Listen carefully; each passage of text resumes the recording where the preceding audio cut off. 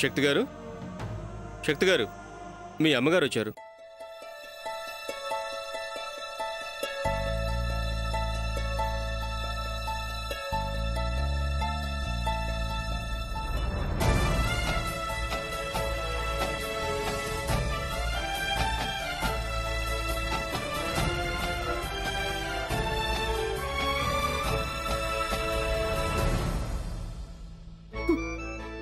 శక్తి, ఏంటమ్మా, జైల్లో ఎలా ఉన్నాడు, కటిక నేల మీద ఎలా పడుకుంటున్నాడో, సత్తు పల్లెంలో ఎలా తింటున్నాడో అని చూద్దామని వచ్చావా అమ్మా? నా వల్ల కావడం లేదమ్మా, ఉండలేకపోతున్నాను. శక్తి, బాధపడకురా. ఆ వాసుదేవుని బెదిరించి కోర్టులో సాక్ష్యం చెప్పకుండా ఆపుతాను. సాక్ష్యం లేకపోతే నీకు శిక్ష పడదు. నువ్వు తప్పకుండా బయటకొస్తావురా. అమ్మా, ఆ వాసుదేవుని ఏం చేసినా కోర్టులో సాక్ష్యం చెప్పకుండా, ఆ వీడియోని సబ్మిట్ చేయకుండా ఉండడమ్మా. అందుకే నేను ఆ మీనాక్షికి ఫోన్ చేసి వాసుదేవుని ఆపమని చెప్పానమ్మా. ఒరే శక్తి, ఆ విషయం మాట్లాడి వెళ్దామనే నీ దగ్గరకొచ్చాను. నువ్విప్పుడు డిస్టర్బెన్స్లో ఉన్నావు, ఆవేశంలో ఉన్నావు.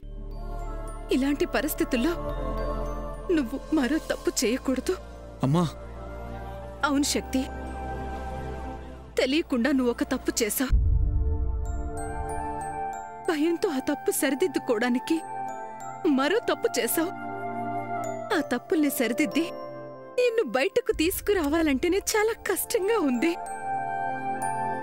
నువ్వు ఆవేశపడితే బయటకు తీసుకుని రావడం చాలా ప్రాబ్లం అవుతుంది. నేను చూసుకుంటాను కదా. నువ్వు ఇలాంటి ఫోన్స్ చేసి మరో తప్పు చేయొద్దు ప్లీజ్ శక్తి. నీ దూకుడు స్వభావాన్ని తగ్గించుకోరా.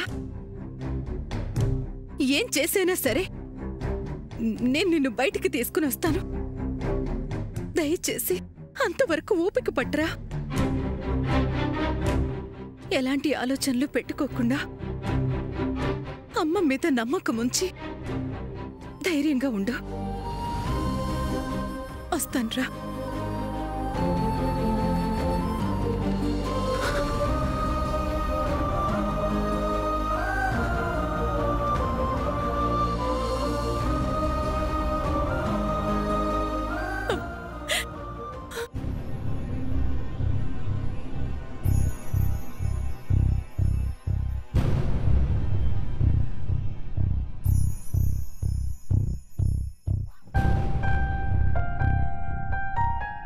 మీనాక్షి, ఆ కళ్ళల్లో నీళ్ళేంటి? ఏమైంది? ఏదైతే కాకూడదనుకున్నానో అదే అయ్యింది. నేను ఏది జరగకూడదని టెన్షన్ పడుతున్నానో అదే జరగబోతోంది. కొంచెం అర్థమయ్యేలా చెప్పు. చూడండి, ఇప్పటికే మీ వల్ల నాకు నా కూతురు దూరం అయింది.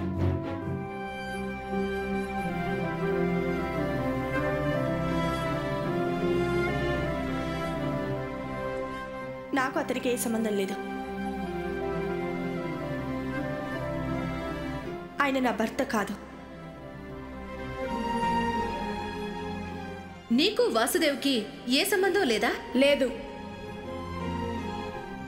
మా ఇద్దరికి ఏ బంధము లేదు.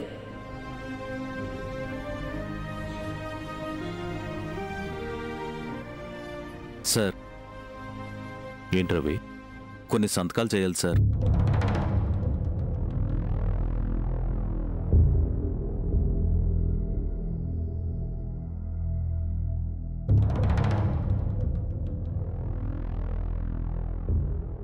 సార్, నాకు ఒక అనుమానం వచ్చింది సార్. ఏంటి రవి? వెలుగు నీడల్ని వేరు చేయగలమా సార్?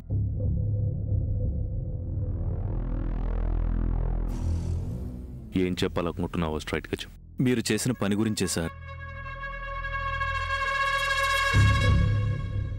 ఏ పని? మీరు మేరీ గారింట్లో మాట్లాడిన మాటలు నాకు నచ్చలేదు సార్.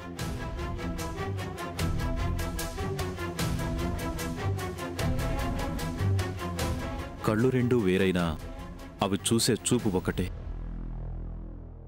అలాగే భార్యాభర్తల శరీరాలు వేరైనా మనసులు ఒకటే. చివరి వరకు నడవాల్సిన దారి ఒకటే. అవును సార్, ఇప్పుడు వేరువేరుగా ఉన్న మీరు ఏదో ఒక రోజున ఖచ్చితంగా కలిసి తీరాలి. అలాంటి మీరు మేయర్ గారితో అలా మాట్లాడుతుంటే విని తట్టుకోలేకపోయాను. చాలా బాధ అనిపించింది సార్. నేను మాత్రం ఆనందపడ్డాను అనుకుంటున్నావు రవి.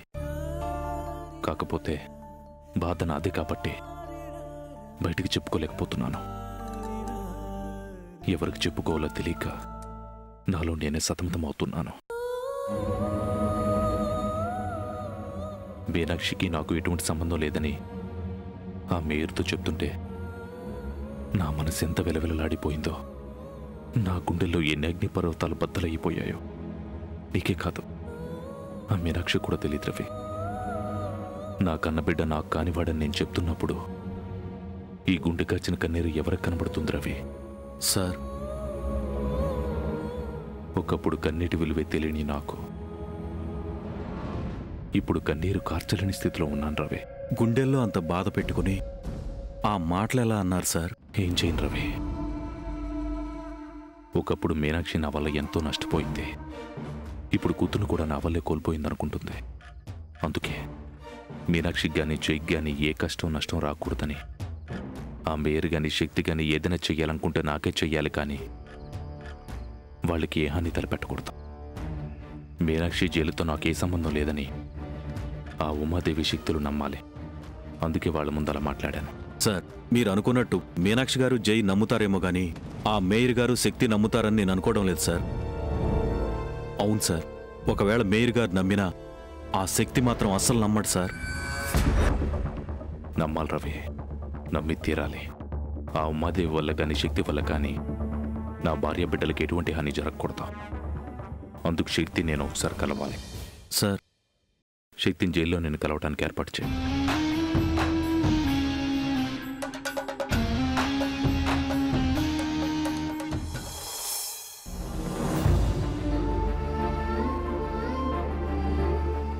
చూసావాను మీ నాన్న ప్రేమ చూసావా?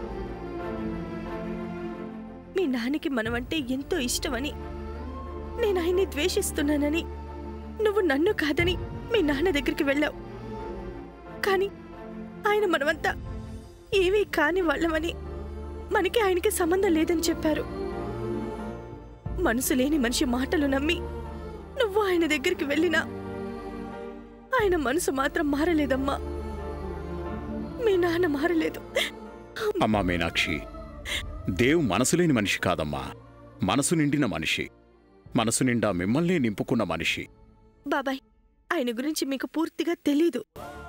చూడమ్మా, మనిషి గురించి అంచనా వేసేటప్పుడు మనసు లోతు తెలుసుకోవాలి. ఆ మనిషి మాటల వెనుకున్న హృదయం తెలుసుకోవాలి. అంతేకాని ఆ మాటలకి అంటుకున్న కోపాన్ని కాదమ్మా. అతనెప్పుడూ మీ వెంటపడి వేధిస్తున్నాడు అని చెప్పావు. కానీ అలాంటి మనిషి ఇప్పుడు మీరెవరో తెలియదని ఎందుకు చెప్పాడమ్మా? ఆ మేయర్ ఉమాదేవి వల్ల, వాళ్ళబ్బాయి శక్తి వల్ల మీకు హాని జరుగుతుందని భయపడి, ఆ భయంతోనే మిమ్మల్ని తీసుకెళ్లి మరీ మీరెవరూ తనకి సంబంధం లేదని చెప్పాడు. మీరు దూరంగా ఉన్నా పర్లేదు, సుఖంగా ఉండాలని కోరుకున్నాడు. అందుకే అలా మాట్లాడాడు. కానీ అలా మాట్లాడినందుకు అతని మనసెంత క్షోభపడి ఉంటుందో ఒక్కసారి ఆలోచించమ్మా. బాబాయ్, పాములోని విషం మందుల్లో వాడతారని పామును కూడా మంచిదనుకోవడం మంచిది కాదు. బాబాయ్, మీరు అతని మీద అంత జాలి చూపించాల్సిన అవసరం లేదు. మీనాక్షి, మరీ అంత దారుణంగా మాట్లాడకమ్మా. మీకు తెలీదు బాబాయ్, ఆయనకిలా మాట్లాడడం కొత్తేమీ కాదు. కావాలనుకున్నప్పుడు అతిగా ప్రేమ చూపించడం, వద్దనుకున్నప్పుడు దాన్ని మించి ద్వేషం చూపించడం ఆయనకు అలవాటే బాబాయ్. ఏంటమ్మా నువ్వు మాట్లాడేది? అవును బాబాయ్, నేను అతనిలో ప్రేమను చూశాను, కోపాన్ని చూశాను. అతని ప్రేమ పాశవికం, కోపం కర్కశం. అతని ప్రేమని తట్టుకోలేం, కోపాన్ని భరించలేం. మీకు అతని మాటలు కొత్తగా అనిపించొచ్చు, నాకు కాదు. గతంలో అతను చాలాసార్లు ఇలా మాట్లాడారు. అంత మాత్రాన అతనికి మా మీద ప్రేమ పెరిగిపోయిందని మీరు అనుకోకండి బాబాయ్.